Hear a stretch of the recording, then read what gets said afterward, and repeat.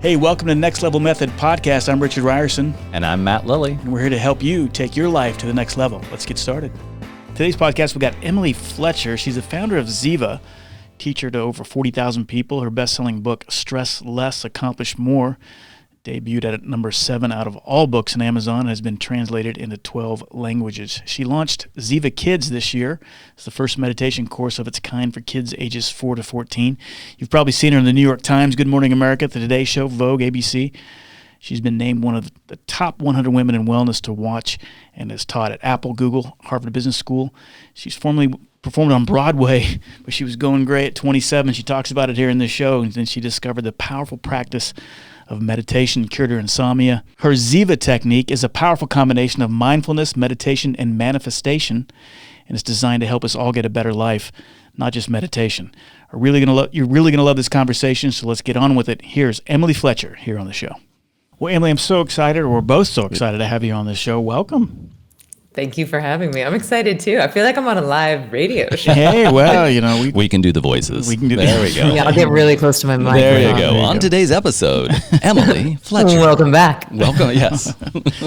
I'm excited because I am a frustrated but willing student of meditation. I've never been that successful at it.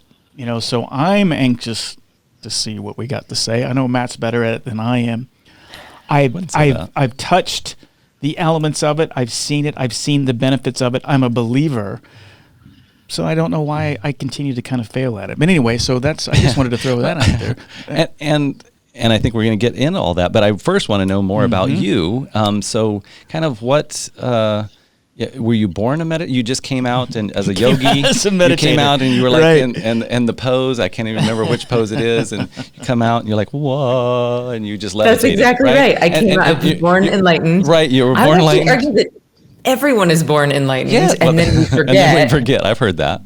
And then we just spend our whole lives trying to remember. Right. So yes, you can say that. I was born enlightened, and so are you, and so are you. And Richard, I want you to know that you are not alone. I know. This feeling of like, I want it. I know that it's good. I can see the science. I know that people that I trust and respect swear by it. There must be something wrong with me. I'm not a good meditator. I missed that day in school where they taught it, or there's something wrong with my brain. Right. So I'm actually really excited to dive into that. But I will start with sharing my story. So I am... yes, I was born enlightened, but then had some stuff happen, forgot I was enlightened, grew up in Tallahassee, Florida, and was a musical theater major, moved to New York at 22, got very lucky, got my first Broadway show, like basically right out of the gate, had an amazing 10-year career on Broadway, and then my last Broadway show was a chorus line where my job was to understudy 3 of the lead roles. So you show up each night, you have no idea which character you're going to play. Sometimes they switch you from one character to another, or you're just chilling in your dressing room. This one night, actually, I was in my dressing room doing my taxes, and over the loudspeaker, like, Emily Fletcher, we need you on stage right now. Oh. So I run down 7 flights of stairs. I don't know which character I'm going to go on for. Oh my God. Throws me in a leotard. I look around and there's no Val. So I guess I'm Val. And then I'm like, oh, it's Val's number. So like just into a 6-page song and monologue. Wow. And some people are good at that. I'm not one of them. Like I love the repetition. I love marinating in a role. I love finding the nuance of night to night, the different audiences, but like just being thrown in it. Anyway, long story short, it led to debilitating anxiety, which led to insomnia, which led to me going gray in my 20s. And so here I am on Broadway doing the thing I wanted to do since I was a child, and I was miserable. And so thankfully, this amazing woman sitting next to me in the dressing room, she had a harder job than I did. She was understudying 5 of the leads, and she was nailing it. Every song, every dance, every bite of food this woman ate was a celebration. And I said, what do you know that I don't know? Like, how are you not crying in the corner like I am? And she said, oh, I meditate. And I was like, oh God, one of you, and rolled my eyes. And because this was 13 years ago. Right. So there wasn't the neuroscience then. There was no apps. There were no apps then. There was no Oprah Chopra challenges then. Right. It was weird still. And so I didn't believe her. I just kept sucking at my job, going gray and having insomnia. And then finally I thought, this is not who I am. Like, I am not the Emily Fletcher that moved to New York City believing that I could do anything I wanted to. I was like, the anxiety was really quite literally killing me. And so I was like, I have to try something. So I went along to this course. I signed up for this 4-day meditation course. And on the first day of the first class, I was in a different state of consciousness that I had ever been in before. It was not waking. It was not sleeping. It was not dreaming. It was not hallucination. It was different. And that night, I slept through the night for the first time in 18 months. Wow. And I have every night since. And that was 13 years ago. And then I stopped getting sick. I didn't get sick for 8.5 years. I stopped going gray. I stopped getting injured. But the most profound change is that I started enjoying my job again. And I just thought, wait, why is the whole world not doing this? And so I left Broadway. I went to India. I started what became a 3-year training process to teach. And then since graduating, I've now taught over 40,000 people how to do these things on their own. So one of the things I'm really proud of is that Ziva is not an app. It's not like, hey, log into this thing and here's 10,000 guided audios that are overwhelming. And now you have to keep coming back to the app. And now you're tethered to your phone to unplug, which is like, what? So it's teaching you to be self-sufficient, right? So I've taught 40,000 people how to do this thing on their own, without me, without technology, and I'm really proud of that. And so, yeah, it feels like we're just getting started. That's amazing. Yeah, it's refreshing to hear too that it's kind of technology free, right? And so I'm curious, the step between you came back, so did you weren't in India for 3 years, I'm assuming. Correct. You probably went and then there was follow-up or something throughout that process. And so I originally went just for my own, like I just wanted to deepen my own knowledge. And it was in India that I decided I was going to be a teacher. And then I started a 3-year training. But it wasn't in India the whole time. And so I haven't had that experience, but I have been to India several times, and I remember coming back from India the first time and having a different meditation technique actually, and it was like, people are going to think I'm crazy, right? Because this is about 13, 14 years ago as well. And I'm like, I thought it was crazy before I went, right? I mean, what? And so, how did you? I guess so now you've taught 40,000 people. So something had to happen between you coming back from India and taking the course. How did you did you just like call some friends and say, hey, we're going to live a better life, or we're going to, here's this thing. Who was number one? Yeah, exactly. Who was like the first of the, It's a good question. So I came back and I did my teacher training over the course of many years. And so while I was doing my very intensive training, which is a little bit more akin to getting a PhD in the Vedas than a weekend yoga certification, it's, about 18 hours a week of meditation, thousands of hours of apprenticing, transcribing books by hand in Sanskrit, helping thousands of people move through the training. So it was a very exhaustive training process. And so as I was doing this, I was simultaneously building the business. I knew that like I want to share this with people. And I knew maybe even then that one of my gifts is the ability to take esoteric knowledge and communicate it in a way that is both accessible and attractive. And so I, for whatever reason, my gift is saying things in a way that people can understand, and then letting them know why they should even care about something as boring as meditation. So I knew I wanted to make this my life, but honestly, to start, I thought this would be like a cute side gig. I thought it'd be like, oh, if I'm in between shows or if acting is slow, then I'll teach meditation. It'll be like, my day job. And then within months of starting, it was like, oh, guess what? Like, this is what you're going to be doing. But I had 7 people in my first class. I taught in my best friend's living room. It was a tiny little studio apartment in New York City. So all 7 of us, there's 3 people on the ground, 2 people on the bed, 2 people on the couch. There was a cat with one eye that was batting everybody's faces while they were meditating. I was giving people their mantras in a bathroom. Like, it was not ideal. And then next I started teaching out of a place called Body by Simone, which my friend had opened a fitness studio the day that I graduated. And I would teach there at night, and they would train during the day. And then the New York Times did a whole page article on her. And so then they started becoming books. So I had to get my own space. But it's, to be honest, in the beginning, I was just teaching in person. And then around 2013, I thankfully had the insight and download and listen to it to think like I need to make an online course. And that was, to be honest, like a pretty big gamble, because back then it was like being a nudist Buddhist. Like meditation was still weird and online courses were still weird. Right. And so it's like, you can be a nudist fine, or you can be a Buddhist fine, but you can't be a nudist Buddhist, like back in the day. And I was both. I was weird in two fronts. But I'm glad that I did it. And then even though it was like a raging failure, I'm glad I just kept going, because I think I could tell I'm just too early. And so we just kept at it. But that was the thing that was able to scale. So I went from being able to teach just one-on-one, or just in person, to having an online course. That's amazing, and I think it was so poignant that you brought up that it was. I like that you said it. It wasn't successful right off the bat, because I think, and we talk about it a lot on the show, that in any area of life, it's what's on the other side of that failure, what's on the other side of the letdown. That's the true gift that you're given. It's not that, it's not that you win the lottery just right off the. Usually, for most people, successful people, they've had some setbacks along the way. And they persevere through. It's the pushing through to the other side that is the true gift. So thank you for being authentic or transparent with that. And I think that I had really good advisors as well that were like, just keep going, and just exactly that. Like, you're not going to walk out of the gate, like, just because you've been working on this thing for 9 months. And I think I had invested like $20,000 in, the shooting of it and the editing of it and the building of the back end technology, which for me at that time was like an extraordinary amount of money. It was like every penny that I had, every penny that I had earned. And so I was like, but I just spent $20,000 and now I had 3 people sign up. Like, what am I going to do? Like, am I going to lose my shirt? And like, thankfully I just trusted that, like, just keep going. Because sometimes you need to stop, sometimes the cue is like wrong road, like choose a new lane.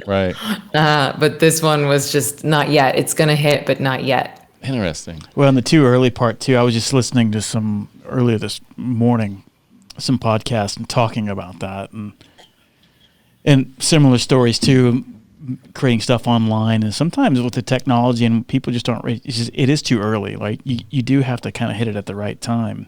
But to Matt's point, the key point is the tenacity, the tenacious piece is, when you're in the middle of it, it really sucks. But looking back with marination and wisdom, you can see it was a gift, right? You wouldn't be, you wouldn't have got the 40,000 if you hadn't have spent the 20,000, only got 3 to sign up in 2013, right? And then just quit. And just quit. Right. Yeah. So how do we fix Richard? That's really my only question for the rest of it. How do we fix Richard? This could be a series. I have no problems. I have zero problems. I know, right? Life is so good. I mean, every morning I get up, I go, what can I do to be more like Matt? Yeah, there you go. I'll take a picture every morning, send it to you so you can do your hair the same way. So Matt, tell me everything that's wrong with Richard. What are we fixing? Let's see. How much time do we have? I was going to say, do we have more paper in the studio? Just kidding. Richard's perfect. Richard's perfect. We're all perfect. How do we, so the meditation thing, because I think I do struggle with that as well. I struggle with consistency. Let's first talk about just the whole how about we start with misconceptions of what meditation is? I was going to maybe hit some of the myths of meditation, because I think that there are probably some blatant myths that newbies think it is, and it steers them away from it, right? Well, I'll start with the big one that kills most people before they even start, is this idea that the point of meditation is to clear the mind. Right. I mean, how many times have you heard, I want to meditate, but I just can't quiet my mind? Or maybe you don't hear that because you're not a meditation teacher, but I hear it all day, every day. Emily, I want to do it, but I can't sit still. I want to meditate, but my brain is too crazy. I have ADHD. I sit down, I start thinking about work. I sit down, I start thinking about snacks. And so the thing I just want to really let everyone know is that it's not the point. Clearing the mind is not the point of meditation. You might feel more clear after you finish your meditation, but that doesn't mean that clearing your mind makes you a successful meditator. And the even better news is that you can get the litany of scientifically proven benefits of meditation, even if you have an active mind. So this is, for anyone that's ever felt like a failure, for anyone who's had trouble being consistent, and to anyone who's tried and quit, the main piece of advice is that the mind thinks involuntarily just like the heart beats involuntarily. So trying to give your brain a command to shut up is as impactful as trying to give your heart a command to stop beating. It doesn't work. And yet this is the criteria by which everyone is judging themselves. This is why everyone thinks that meditation is hard. Meditation's not hard. You're judging yourself based on misinformation. That's great. I mean, that's really good. I mean, I've heard that before, but the way you explained it and that analogy with the heart is a great one I haven't heard before. That really gets me some alignment and clarity around that myth. Yeah, good. And I'd say the other big myth is that people think that they're too busy to meditate. And to that I say you haven't found a technique that works for you yet. Because if you feel like meditation is a waste of time, if you even feel like meditation is spending time, you're doing the wrong thing.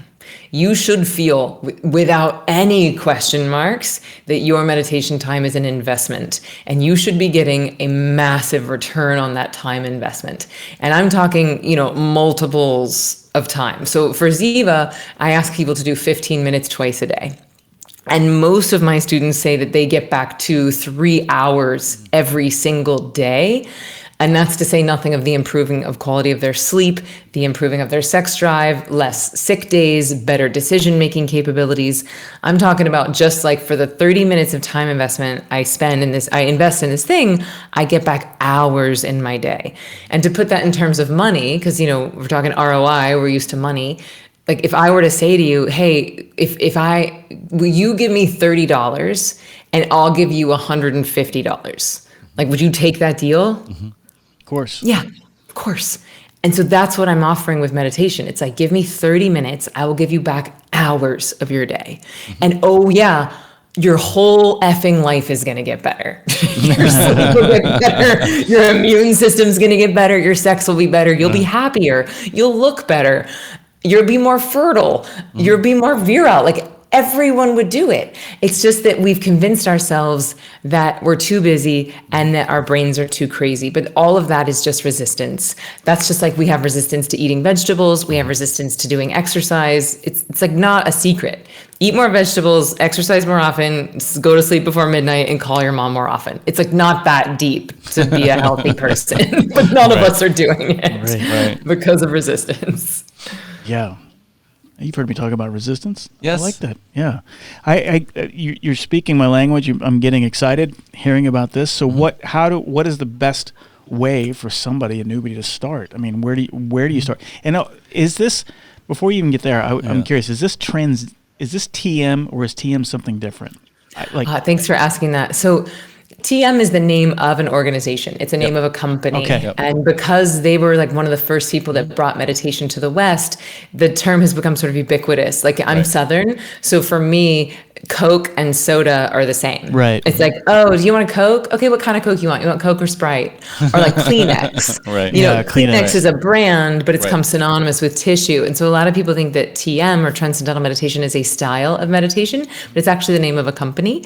And they've done great things. They've taught millions of people to meditate. But Ziva, what I teach is the Ziva Technique. And I teach this beautiful trifecta of mindfulness, meditation, and manifesting. Okay. And the whole really is greater than the sum of its parts. And when you do all three of these techniques in one sitting, I find that return on time investment is so much higher and the resistance gets lower. Because I was just teaching meditation for a few years. And then when people would quit or they wouldn't start or there was more resistance, I started asking deeper questions because I was befuddled. I was like, how on earth could anyone be handed the keys to the kingdom and then put them down? Like, I'm literally handing you everything you're looking for. This is the key to it. Because anything you're chasing in your life, you're not chasing the thing. You're chasing the feeling that you assume the thing will bring. Yeah. And this is what meditation gives you, is the ability to flood your own brain and body with dopamine and serotonin every single day, twice a day. So you're quite literally unlocking access to your fulfillment in the only place that it resides. And so it's like, wait, someone's going to give you that and then you're going to put it down?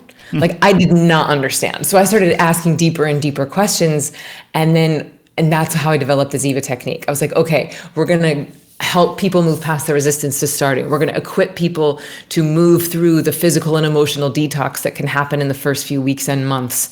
And then we're going to hitch this beautiful steam engine to their dreams. That's what the manifesting piece is. It's like, okay, well, I can't just waste my time for 30 minutes a day. I'm busy. It's like, okay, well, what if you could do this thing and then it would make your whole career take off? What if you could do this thing and then you could call in your dream partner? What if you could do this thing and then create a body that you love? And so that's how the Ziva technique was born. So that's mindfulness, meditation, and manifesting. So different than TM. Your other question was, how do people get started? Yeah, no, I love the clarification about the TM, because I did not know that. And so I think you're right. It's like Kleenex and tissue. It makes sense to me. And another point I want to bring up is that, almost every religion on the face of the earth has meditation as a part of a spiritual practice. It's not a East versus West, because I think that's another misconception I hear a lot, is like people think that meditation is something that either you do in India, or it's non-Christian or non-Jewish or non-whatever. And I'm like, no. If you really look, I was talking to one of my Catholic friends the other day, and he's talking all about meditation and how Catholicism has promoted meditation for thousands of years, and here's how they meditate and their meditation techniques. So and maybe that was my own confusion, but it's not an Eastern thing. It's not a Western thing. It's like at the basis of almost every major religion, of almost every spiritual practice, it's some type of contemplative meditation. Would you agree with that, or what's your? Well, I think that word that you just said, the contemplative piece, is an important differentiator, because when you read in the Bible, like meditate on the Word of God, right? There's a few different ways you could interpret that. If you're going to really extrapolate, well, what is God? I would define God as the collective consciousness of all that is. And, the Big Bang, it was a sound. You listen to Alan Watts speak, and he's like, boom, like you're it. It's like the sound is the first sense that we have in utero. And so depending on how literal you want to get with your definition of God, there is a sound of creation. Right? Like God, the creator. If we're really anthropomorphizing the creative force inside of us, we're anthropomorphizing the animating force inside of all of us. And you could really simplify that into a wave or a sound. And so in that sense, meditation is the same, because what I am sharing with people is something called a primordial sound. It's this meaningless sound that helps to de-excite the nervous system, and it helps your body to access a verifiable fourth state of consciousness, where you are moving beyond the left brain and accessing the right brain. Now, your left brain is in charge of individuality. Your right brain is in charge of totality. And so when you start to access the right brain, you're no longer identified as Emily or Richard or Matt. You just are. And so you are quite literally remembering that you are God pretending to be human. You are remembering that you are the ocean pretending to be a wave. So in a very, I think, sort of esoteric sense, meditate on the Word of God, I would say, is very similar to what I teach. But the way that it's been interpreted, people think, oh, well, read the Bible and then think about these teachings. And I would call that contemplation, right, which is decidedly different from meditation. Yeah, because then in contemplation, you're using your left brain and you're directing your focus, whereas meditation, and certainly in what I teach at Ziva, you're transcending the left brain. You are moving beyond your identity and accessing pure beingness. So it's same, but different. Yes, no, I totally agree with you. Yeah. But I think just to put a bow on this, a simple differentiator or even unifier is that prayer is talking to God and meditation is listening. Oh, I like that. I like that. And in any conversation, conversation, you want both. Right, exactly. Yeah. Well, be still and know that I am there, right? That's that's the receiving of the message versus the just beseeching, right? Or whatever you want to say. Yeah, please God, may I have some more? Yeah, exactly. Exactly. I don't feel like I have enough. Please give me some more stuff. Just how most of us are praying. Right. All right. Well, this is great stuff. How do we get past this resistance? I'm curious what you see is manifesting as typical resistance, and why are people resistant to start? And then, so how do we overcome that? And then what do we do? How do we start? So the time piece is a big one. It's because it's like, well, okay, I know it's good for me, but like it's the holidays. I can't start during the holidays. I know it's good for me, but I have 2 kids. I know I need to meditate, but I'm too stressed to even sit down and meditate. And really what people are saying is like, I don't want to sit with myself. I don't want to hear what's going on inside this brain. Are you kidding me? That's what my parents used to do to punish me. It was to put me into timeout.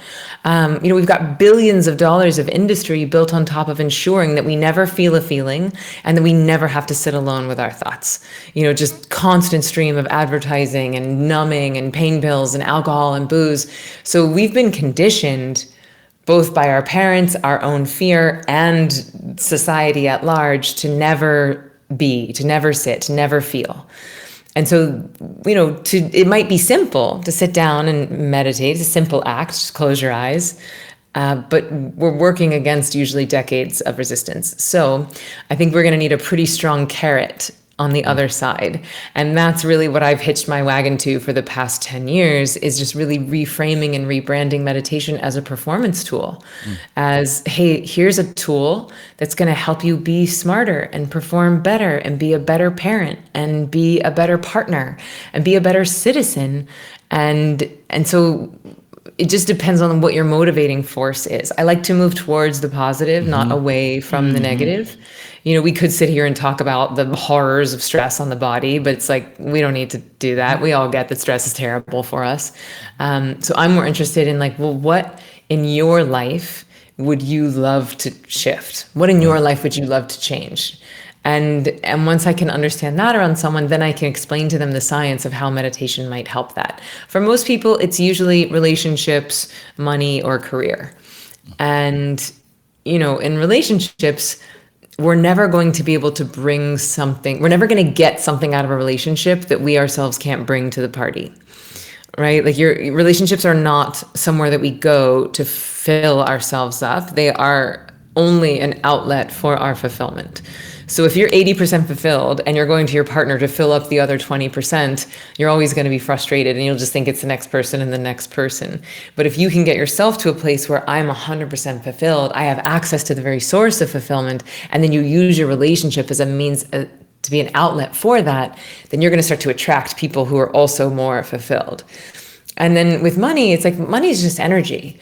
And so the more energy that we have and the more generous we become, the more intuitive we are, it becomes easier to attract more abundance. And then with jobs, it's the same as dating. It's like the more fulfilled you are, the more creative you are, the more present you are, the more everyone wants to hire you. So once people understand that, of like, oh, this meditation thing is not just it's not like a bubble bath for my brain. It's not just like a cute pedicure for my mind, that it actually is healing me cellularly. It's getting rid of the backlog of stress I've been accumulating for decades. And oh yeah, my whole life's going to get better. Then it's easier to move past the resistance. But the other thing is that we got to have a teacher. And I know that's not popular. And yes, I'm biased because I'm a meditation teacher, but now, when people hear the word meditation, they think, oh, well, which free app are you using? Are you using Calm or Headspace? And I'm not here to diss on apps. Like they are amazing, and they are a great way for so many people to start. And, hundreds of millions of people now have downloaded it and feel less scared of it. And they've really brought it into the cultural awareness in a new way. So I'm very, very grateful. And if you go onto most of those apps, it's a little overwhelming. Well, which teacher, which thing, like, what do I do? Where do I go? They're not really teaching you a skill. They're inviting you to keep coming back to the app. They're inviting you to keep coming back to the technology. And to me, meditating with your phone is kind of like having an AA meeting in a liquor store. We're like, this is the actual source of all of our distraction. No wonder that didn't work. That makes complete sense now. Right. And so I think it's about finding a teacher that you trust and respect, but more importantly, finding a technique that's made for you and not a monk. And this is another thing that a lot of people don't know, is that most of the apps out there are teaching derivations of things that were originally designed for monks. And if you're not a monk, and you know that by, oh, I like living in society, I'm not reclusive, I like having sex with people. Like, monks are reclusive by nature. They are celibate by nature. Okay. And the rest of us, it's like, Oh no, I want to have a job and have kids and have a family. So for us, we need a technique that was designed to help us be better at life, not better at getting away from life. So no monk meditation if you want to have sex. That's what I heard out of that. What else? Everybody else here? You got it. You got it. Okay. I love all this. You're like the boss of analogies here. Yeah, she is. She's great. like, I was thinking, I'll do the meditation, but will you just be my life coach? Yeah, that's what I was thinking. I was like, you got a spare bedroom? Me and Matt can move Yes, I do. We'll be your disciples for. Like, it's bunk beds. You guys good with that? Bunk beds. Hey, Richard's from the military. He's okay with bunk beds. Yeah. Right. Okay, he can great. take a 30-second shower or whatever. can. Yeah, exactly. He's That'll be part of the coaching. The ice showers. The ice baths. Nice. Yeah. So, what the name Ziva? How did you come up with that? Yeah, name? I was going to ask what it meant, actually. So Ziva is a Sanskrit word that means bliss, and it's also a Hebrew name that means one who is radiant or kind. And since bliss, radiance, and kindness are very common side effects of meditation, I thought it would be a good name. Plus, we thought it would look good on a t-shirt, which it does. It's also a feminine name, which I really enjoyed because this lineage that I teach from is largely, like if you look at the holy tradition, it's all men. And when I asked about that, they're like, well, everyone's first guru is their mom. And which is true. Like all of our first teachers really is our mom. But anyway, I liked infusing some femininity into this lineage. This is kind of a side, maybe going off too far, but I'm curious. I read this book and the name is escaping me. I'm just terrible, but it was a very interesting Meditation for Dummies. No. Oh, okay. Yeah, right. But it was actually The Joy of Sex. Anyway. Meditate. No, it's not a meditation book, but it's more Sex for about Dummies. Yeah, that I need. Okay. But it was a book that it talked about how the religion of the world, basically. And when I say the world, it was basically the Europe and Turkey and all around in there.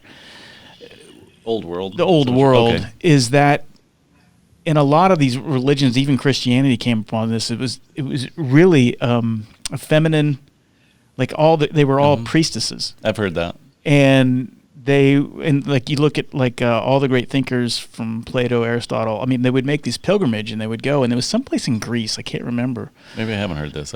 And anyway, this book is amazing, and it's like basically the whole point is they would get them into these meditative states, and they would take hallucinogens. They would, and these priests would make this wine that was a severe, very powerful hallucinogenic, and it was like. It was almost like a pilgrimage to Mecca in the sense that all these great thinkers would do this and they would get this enlightened thing by taking this, basically this hallucinogenic wine. And anyway, then the book goes into this whole thing is like it's actually Christianity, like the early parts of Christianity, like Jesus and everybody else and but they knew about this, and then Christianity kind of hijacked this. Like when the Roman Empire kind of hijacked everything and said no more women priests, right. And it became this male-dominated patriarchy type thing. I don't know if you ever heard anything like that. It's an amazing book, and anyway, it talks about meditation and how they were interesting. Yeah, I'd be interested in reading that. Thank you so much for bringing this up, because I'm actually very convinced that my best friend and I were, in fact, high priestesses in Crete. I think it's Crete that you're talking about. It's an island where it was like a true matriarchy.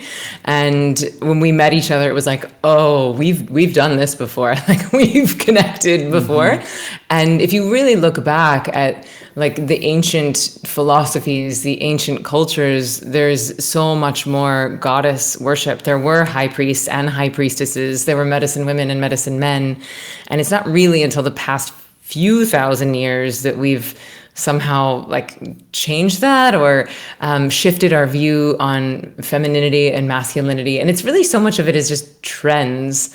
Some of it was very purposeful, but some of it was also just cultural trends as far as like the gender identity. But I think that there's a lot to be said for studying ancient religions and ancient teachings, because you just get back to nature, and almost every single civilization had some sort of meditation practice. Incans, Mayans, right. Indigenous folks from Hawaii, Indigenous folks in Australia, certainly places in Africa. The only reason why we equate meditation with India is that it was protected by 2 mountain ranges on the top and 2 oceans on the bottom.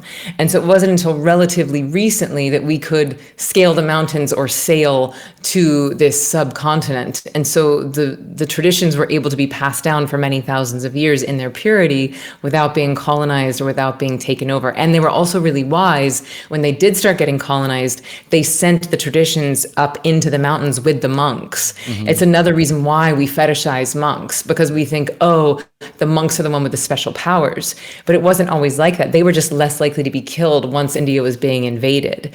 So it's like the knowledge is meant for everyone. It's just there was householder practices, which meant, yes, I have a family, yes, I have a job. And there was monastic practices. But when India started getting invaded, they sent all of the techniques into the monasteries with the monks.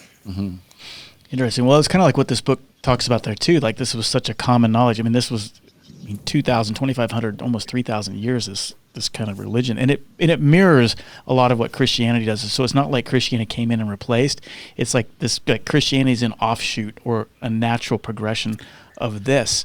And it got squashed by the Roman when, and they burned a lot of the knowledge of like, but there's they took a lot of the traditions, like incense, right, or Easter, or there was already like holidays that were more about nature and the natural rhythms of the earth, but they sort of borrowed some of them and squashed some of them. And my friend Layla Martin, who's amazing, the one who I think we were high priestesses in Crete together, she's actually she might be sharing something soon, like the feminist history of sex. She's a sex relationship and tantra teacher, and we definitely have to have her on the show. I just want to say that right now. We definitely after today's show, I think we've just opened a whole new chapter of the show. So we have to have her on the show. What is going on in your personal life? I don't. No, it's not even. It's just. It's like you're going there. Emily's going there. I'm like, I thought I was the woo-woo of our clan here, but I am quite conservative. I'm too buttoned up for you guys. So I'm like, we definitely should have her on the show, though. We need to spice things up around here. Yeah, she's amazing. She's so brilliant. I'm sorry, I did not mean to cut you off. I apologize. Oh, good. Are you finding out the name of that book for us? I am. I'm looking it up because it's driving me crazy. Because I got to read it immediately. This show is just, the wheels have just come off. I don't even know what's going on. If you want to get really woo-woo, here we go. Okay, we might as well. Where's the ayahuasca? Where is it? Do we have ayahuasca in the cups? There's a book called the Magdalen Manuscripts, and it's about Mary Magdalene and her relationship with Jesus. But it's like we've always been, she's always been depicted as a whore or a concubine.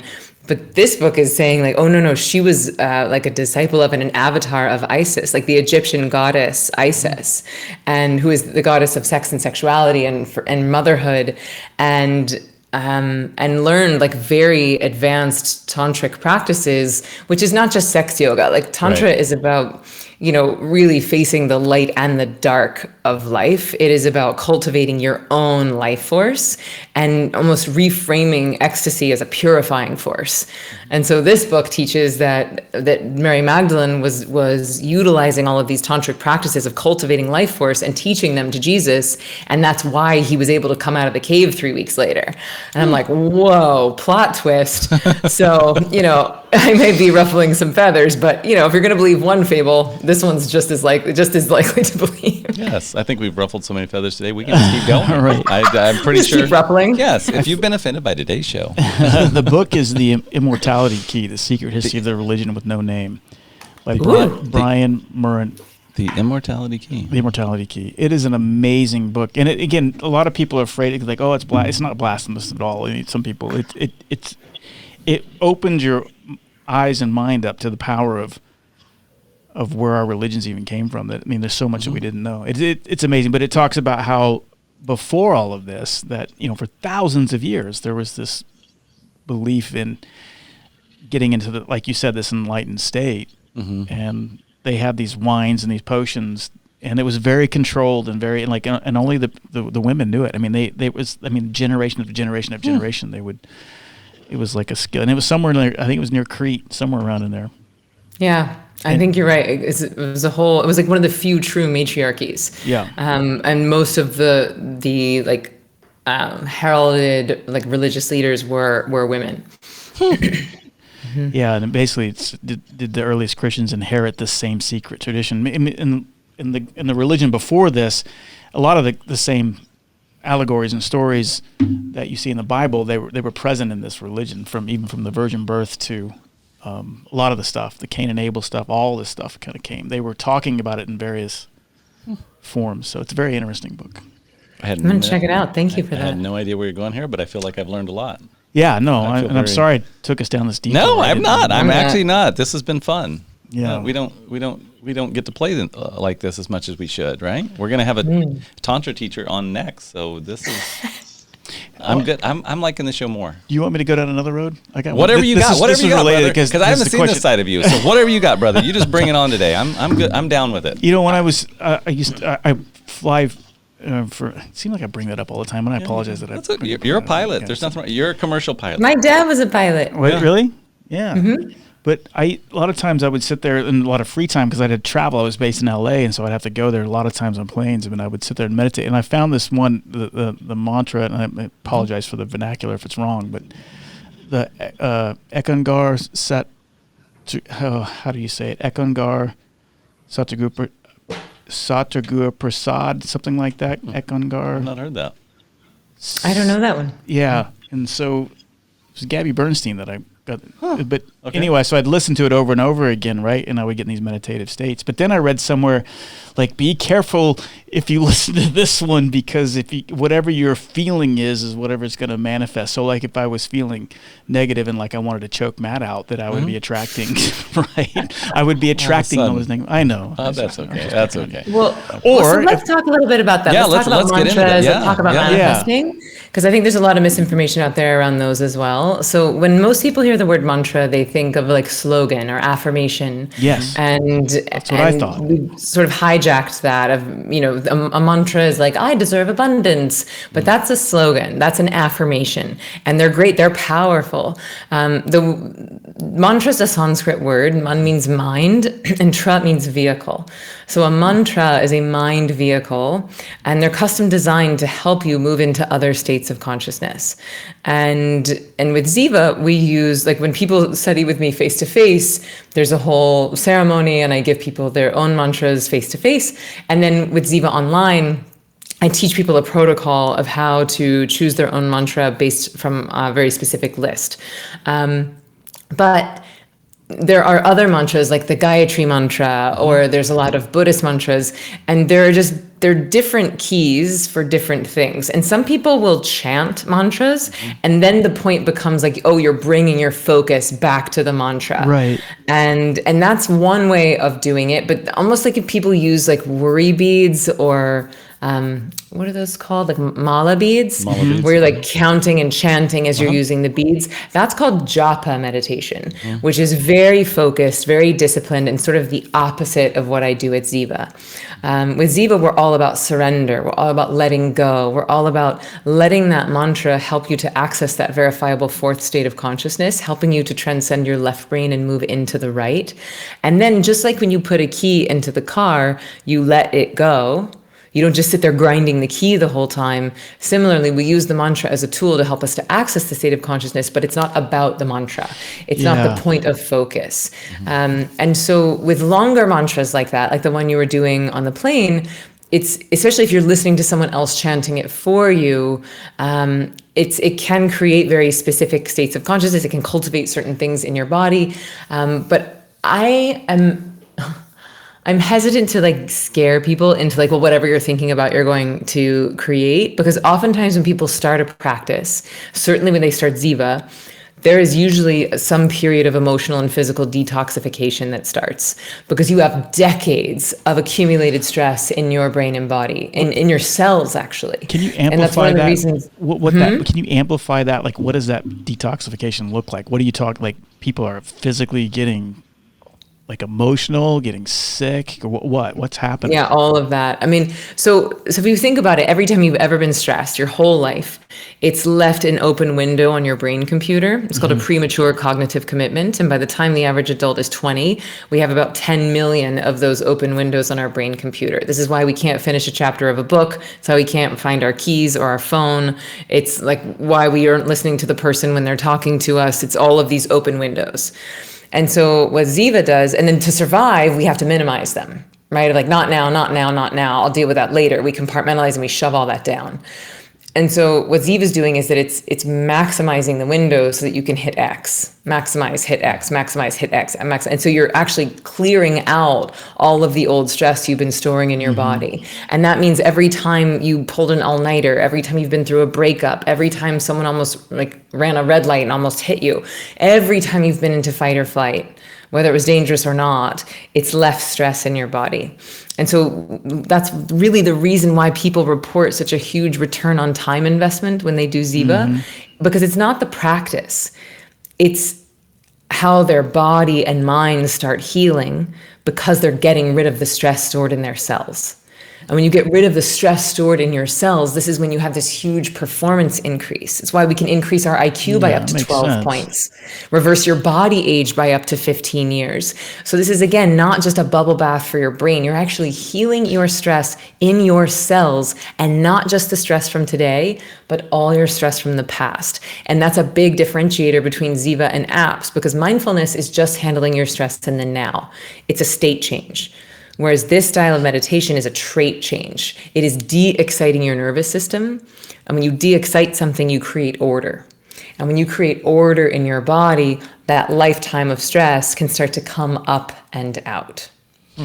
I love that. I love how I've never had anybody explain. Yeah, like this you're very. I was going to say you're very good at, as you said, you do have a gift for taking the more complex and making it simple, but also super relatable. And I mean, we've all had a computer, obviously, and we've all had open windows, and it's like the computer starts to crash because we've got too many open. So it's super relatable. I think it truly is your gift. That's amazing.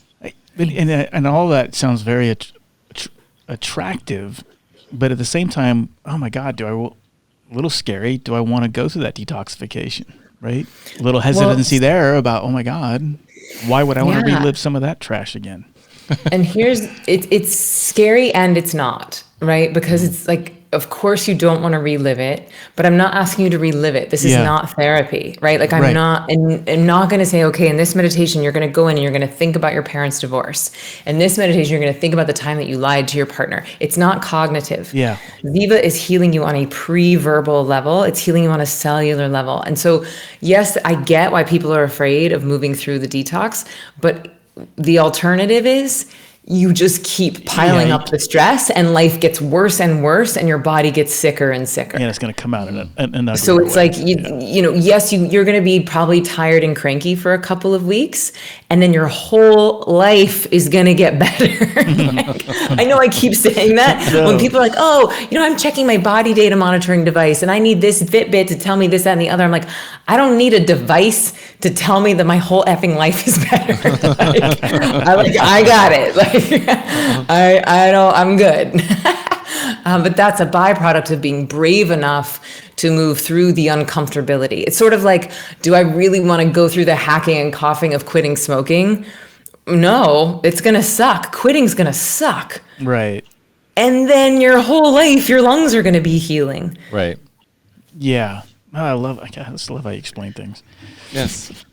So I found that. Oh, you found your mantra? So just to be clear, I how you said that, if I understand it correctly, and that's the problem I had listening to the mantra. It was like it wasn't really me. It was like it was like doing the beads, like you said, right? Yeah. And maybe that's why it's just like connected. I mean, this is gonna sound pejorative, but it's a little bit like watching TV. Right. When you come home, you watch TV, and people like that because it's like, oh, now the TV is thinking for me. Right. The TV is not clearing your mind. The TV is telling you what to think. It's disallowing you from obsessing about your whole day and worrying about your whole future, but it's not healing you necessarily, because it's doing the thinking for you. And oftentimes with guided visualizations or listening to someone else chanting, there are certain use cases for it. There are medicinal use cases for it. But if you're looking for like a foundational meditation practice where you are healing yourself, similar to sleep, then I really am a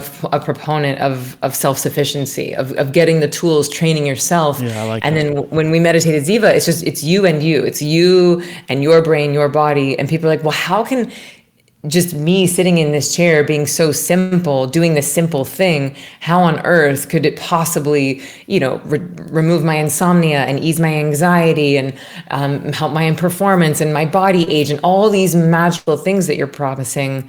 And then it's just this simple. And it's like, well, when you went to sleep last night, did you do anything? You just laid down. Yeah. And then you just fell asleep. Yeah. And then your body ran a whole host of healing operations while you were sleeping. Your blood got cleaned, your liver got cleaned, your memories moved into different parts of your brain, your skin regenerated, your kidneys regenerated, your heart was beating. You didn't do any of that. And yet if we don't sleep, we become lethally sick within weeks. Yeah. Right. And so it's the same with meditation. All Ziva's doing is giving your body all Ziva's doing is giving your body rest that's 5 times deeper than sleep. I like that. And so it's like a supercharged power nap sitting up, but without the sleep hangover. And so you start to do this every day, twice a day. And not only are you getting rid of the backlog of accumulated stresses, but then you start ushering yourself into higher and higher states of consciousness, and you make your sleep more efficient. So again, like that return on time investment becomes exponential pretty quick. Like, I'm sold. I was going to say, so you're on the fence about this meditation thing. I think, Yeah, right. You're kind of, from what I'm getting, it's I'm kind of like maybe it's for some people, but not for all Are people. you sure this is your purpose? Right. Are you sure that you're in alignment with this? Is this Sure you shouldn't be doing something else? Yeah, because you were just not- definitely walking, talking, and just your vibrancy, obviously, for life, right? Way beyond even meditation. Just, I think, and obviously, I'm sure you know that you are the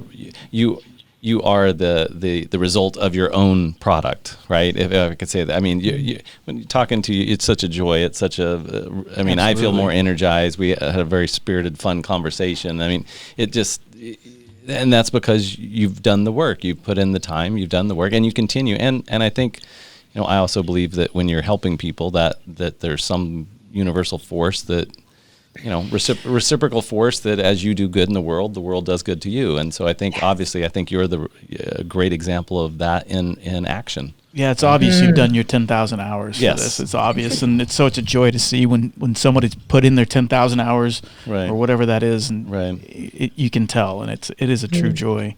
Mm-hmm. Thank you. Yeah. Thank you. And so, obviously, is it straight up Ziva.com, or what's the...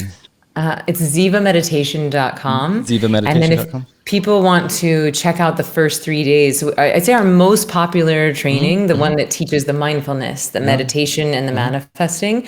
And then again, once you move through the training, like you have it to take with you for life. You don't need me or an app or anything else. I would go to ZivaMeditation.com/podcast. Okay. And then we can gift your listeners the first 3 days for free. Thank you. We appreciate that. And obviously, you have sure thing. and we didn't even talk about your book, Stress Less, Accomplish More. You have a book out. We did talk about the Immortality Key, but I also wrote a book. Yes. Right. I'm sorry. I'm promoting other people's books, right? We have the book. We have, Such a rookie podcast host. We have our Director of Operations book. She asked me not to read all of her notes. So, but yes, you did write a book as well. Little thing, you wrote a bestseller, so there it is too. There it is as well. So, stress less, accomplish more. Speaking of stress less, accomplish more, I was going to ask if last night I sat there and I could not. I was so excited. I was reading things and I wasn't anxious, but I was just so wired thinking about. My brain was like golf ball in a linoleum bathroom, right? Just going all over the place. What do I do then? I mean, obviously that's a point where I could sit there and that's a perfect time to meditate, right? To quiet, not necessarily to stop the anxiety, but to give me some alignment and clarity, right?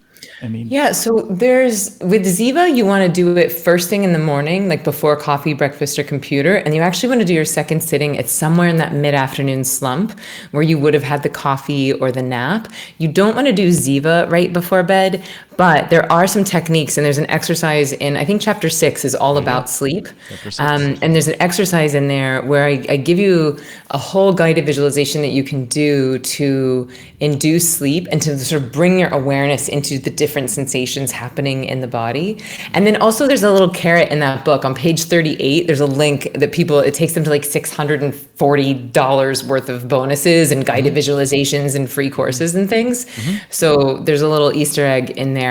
But I will share with folks, if you're not able to sleep, what I would recommend is just scan your body and notice like what's the most prevalent tactile sensation happening in the body. It could be the weight of your body on the bed, maybe your heart is racing, and then just instead of trying to stop it, just lean in.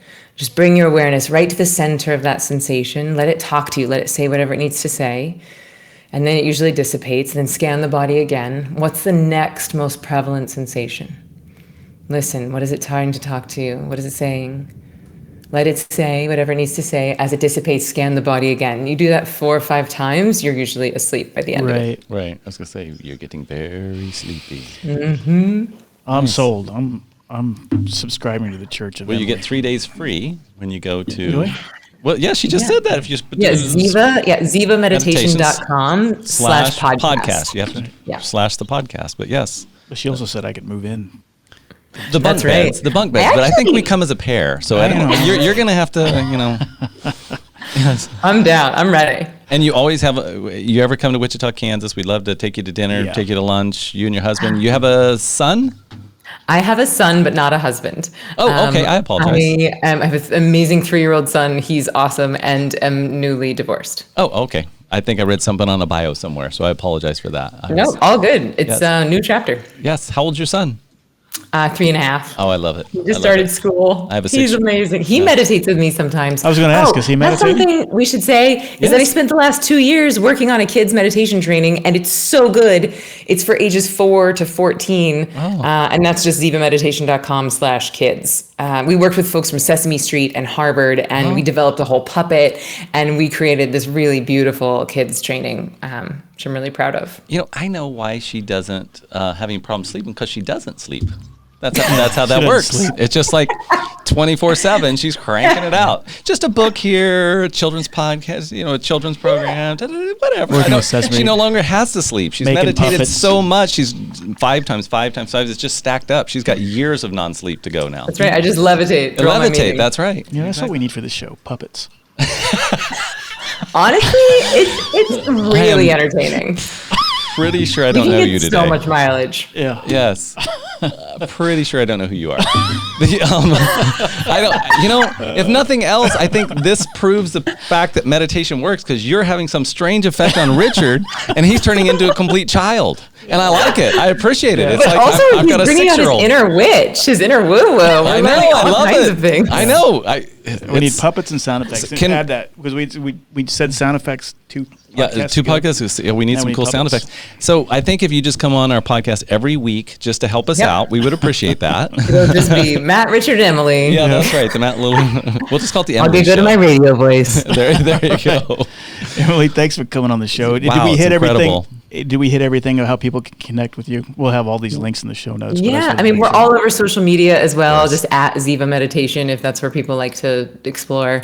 But I'd say the main thing is just do the practice. Go do Ziva online. It's 15 minutes a day for 15 days. Right. And if you don't love it, if you're not oh my gosh, like Amber that works through the all, hey, exactly. Amber who works through the all, she's been meditating every day for 2 years, has only missed 1 session. Right. If you're not that in love with it, we'll give you your money back. It's just do it. It's so good. Your whole life will be better. I love it. I'm in. I love it. I'm a Ziva-phobe. Is that right? There we go. I don't think so. Zivet. Ziva-phile. Ziva-phile. Ziva-phile. Oh gosh, I don't even like that one. Okay, so Emily, thanks for coming on the show. Thank you for coming on the show. Thanks for putting up with our nonsense. Yes, we appreciate that. It was my absolute pleasure. The more nonsense, the better. Thanks. Emily Fletcher, man, what a fun conversation. I really enjoyed this one. Obviously, we had a good time on this. We kind of goofed around, but her energy was just too infectious. She's an amazing person, teaching over 40,000 people how to meditate. I don't know. I really like this conversation. I think this is, she's definitely an example of where the rubber meets the road as far as what, I think anybody who's confused about meditation, ever thought about meditation, maybe currently meditates, I think it's just a good show to listen to get perspective. She does a great job with her analogies, her perspective. Yeah, she's a boss at this, coming up with these analogies, pictures that paint in your mind so you can understand it. I've never had anybody explain it that way. Yeah, it's really good. So my takeaway from the show today was just, one, how powerful meditation is, why we should do it. And so I thought it was just a great show today. Yeah, and my takeaways were, I love when she said it's not to just quiet the mind, busting that myth. I also wrote down that you need to look at this as an investment. Yeah, definitely. You're going to do it twice a day, 15 minutes a day. You can but you're going to get back hours. She said 3X, hours, right? 5X your return on investment, right? And then this isn't just about a nice little bubble bath of the brain. This is about healing your body, right? I don't know. Great stuff. I really appreciate it. I'm definitely going to check out her stuff, and I encourage everybody to do it too. Yeah. Hey, thanks for tuning in to the Next Level Method podcast. If you found some value in this, tell somebody about the show. Tell your friends, tell your spouse, tell your kids, let them know all about Next Level Method. And go to nextlevelmethod.com to learn more and join our community. Thanks for tuning in.